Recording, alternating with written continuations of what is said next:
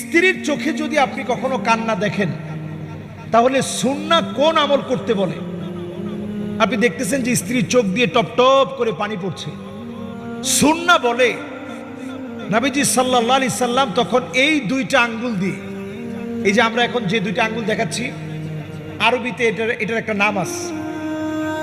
এটার নাম হচ্ছে, এটার নাম আরবিতে সাব্বাবা, এটা উস্তা, এটা বিনসার, এটা খিনসার, এটা ইবহাম।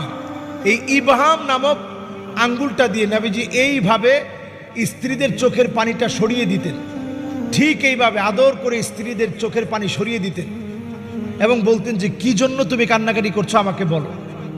এবং যদি শরীর খারাপ লাগতো সেজন্য কান্নাকাটি করছে, তাহলে সূরা ফালাক সূরা নাস পড়ে নবীজি ফু দিয়ে দিতেন। আমরা এই ছোট্ট আমলটি করে নবীজির আরেকটি সুন্নাহ আমরা